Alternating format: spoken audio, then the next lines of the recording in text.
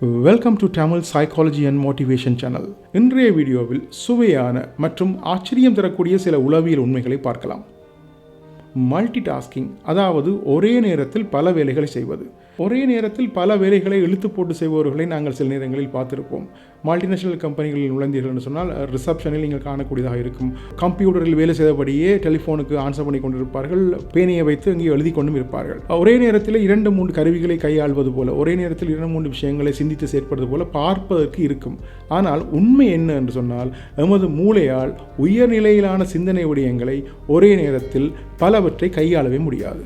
தொலைபேசியை பேசிக்கொண்டே அந்த பேச்சுக்கு சம்பந்தமில்லா இன்னொரு விஷயத்தை உங்களால் எழுத முடியாது. அதே போல ஒரு புத்தகத்தை வாசித்தபடியே உங்களால் நிச்சயமாக தொலைபேசியில் பேச முடியாது. ஆனால் பலர் ஒரே நேரத்தில் பல விஷயங்களை செய்வதற்கு முயற்சி செய்கிறோம். நான் சொன்னது போல ஒரு மல்டிநேஷனல் கம்பெனியில் நுழைந்தீர்கள் என்று சொன்னால் ரிசப்ஷனில் இருக்கிற நபர் தொலைபேசியில் பேசியபடியே, கம்ப்யூட்டரில் ஏதோ நோண்டியபடியே, இன்னொரு கையால் பேனாவால் எழுதி கொண்டிருப்பதை கூட நீங்கள் சில நேரத்தில் காணக்கூடியதாக இருக்கலாம். ஆனால் உண்மையிலே அவர் ஒரே நேரத்தில் அந்த 3 வேலையும் செய்யவில்லை. சிறிய நேர இடைவேளையில் ஒரு வேலை மாற்றி ஒரு வேலை மாற்றி ஒரு வேலை என்று செய்கிறார்.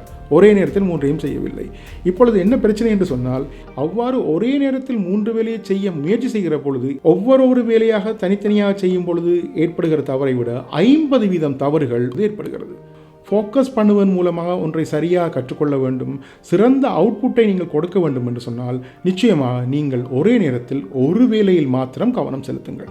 மல்டி டாஸ்கிங் என்ற ஒன்று மனிதர்களுக்கு கிடையாது. அந்த மல்டி டாஸ்கிங்கை அவர்கள் மிக குறுகிய நேர இடைவெளியில் மாற்றி செய்வதன் மூலமாக பார்க்கிற பொழுது ஒரே நேரத்தில் பல வேலைகள் செய்வது போல் தோன்றலாம். அது மல்டி டாஸ்கிங் கிடையாது. எனவே மல்டி டாஸ்கிங் செய்ய முயலாமல் சிங்கிள் டாஸ்கை ஃபோக்கஸ் பண்ணி செய்வதனூடாக அதிகமான பெறுபேற்றை நாங்கள் பெறலாம். ஒரு விஷயத்தை நீங்கள் தொடர்ந்து பேசிக்கொண்டிருக்கிறீர்கள் சொன்னால் 10 நிமிடத்துக்கு மேல் ஒருவரால் தொடர்ந்து அதில் அவதானம் செலுத்த முடியாது. ஆகவே 10 நிமிடத்துக்கு ஒரு தடவை உங்களுடைய அந்த ஃப்ளோவிலே ஒரு திடீர் மாற்றத்தை நீங்கள் கொண்டு வர வேண்டும். அந்த நேரத்தில் நீங்கள் ஒரு நகைச்சுவையை பயன்படுத்தலாம், திடீரென்று சில ஆச்சரியமான விஷயங்களை சொல்லலாம். இவ்வாறு செயற்படுவதனூடாக இயல்பாகவே 10 நிமிடத்தில் போர் அடிக்க ஆரம்பிக்கிற பொழுது நீங்கள் அவரை திருப்பி உற்சாகமான நிலைமைக்கு கொண்டு வந்து உங்களுடைய உரையாடலை தொடர்ந்து கொண்டு செல்லலாம்.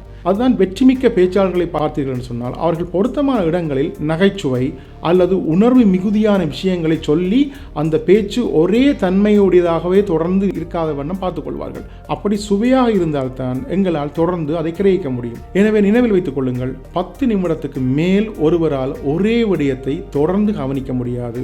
அவருடைய மனம் மாற ஆரம்பித்துவிடும்.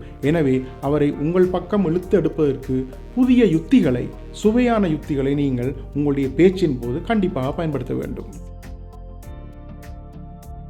இன்னும் ஒரு சுவையான உண்மை, கற்றலின் போது நாங்கள் இந்த சொற்களை, வசனங்களை வைத்து பாடமாக்கி ஒரு விஷயத்தை கற்கிற பொழுது அது எங்கள் மனதில் நிற்பதை விட படங்களாக, வீடியோக்களாக, காட்சிகளாக காண்கிற பொழுது அது எங்கள் மனதில் நிற்பது மிக மிக அதிகம்.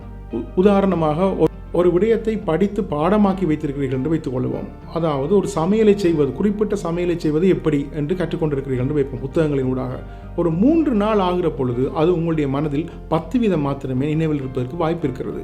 ஆனால் அதே விஷயத்தை காட்சியாக ஒருவர் சமைக்கிற பொழுது அருகில் சென்று பார்த்திருந்தாலோ அல்லது வீடியோவாக கண்டிருந்தாலோ உங்கள் மனதில் அது 65% நினைவில் இருக்கிறது. ஆகவே விஷயங்களை காட்சியாக கண்டு உங்கள் மனங்களில் பதிக்க முயன்றால் அது நீண்ட காலம் நிலைத்திருக்கும்.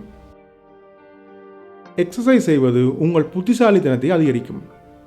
எக்ஸசைஸிற்கும் புத்திசாலித்தனத்திற்கும் சிந்தனைக்கும் என்ன சம்பந்தம் என்று பார்த்தீர்கள் என்று சொன்னால், உங்கள் மூளையில் குறிப்பிட்ட வகையான ஹோமோன்களை சுரக்க வைப்பதில் எக்ஸசைஸினுடைய பங்கு இன்றியமையாதது.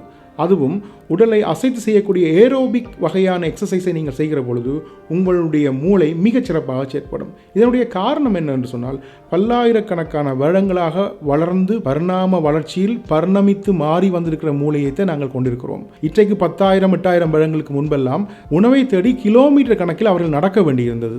பழங்கால மனிதர்கள் சராசரியாக 12 மைல் தூரத்தை உணவிற்காக நடந்தே கடந்திருக்கிறார்கள். அவ்வாறு தினசரி நடக்கிற பழக்கமுள்ள மனிதர்களுக்கு அந்த நடத்தலின் போது உடலில் ஏற்படுகிற அசைவு, தசை செயற்பாடுகள் காரணமாக மூளையினுடைய செயற்பாட்டை அதிகரிக்கக்கூடிய, மூளையினுடைய சிந்தனை திறனை ஊக்குவிக்கக்கூடிய, இடங்களை ஞாபகம் வைத்திருக்கக்கூடிய வகையில் மூளையை ஃப்ரெஷ்ஷாக வைத்திருக்க தேவையான ஹோமோன்கள் சுரந்து அதன் மூலமாக மூளை சிறப்பாக செயற்பட்டு வந்திருக்கிறது. நாங்கள் இப்பொழுது உட்கார்ந்த இடத்திலேயே வேலைகளை பார்க்கிற மாதிரி எங்களுடைய லைஃப் ஸ்டைலை உருவாக்கி கொண்டோம். இதன் காரணமாக எமது மூளை வளமையான செயற்பாடுகளை விட சற்று சிறப்பு குறைந்தே காணப்படுகிறது. ஆகவே எக்ஸசைஸ் செய்வது உங்கள் உடலை மட்டுமல்ல, உங்கள் மூளையையும் நல்ல ஷேப்பில் வைத்திருக்கும் என்பதை நினைவில் வைத்துக் கொள்ளுங்கள்.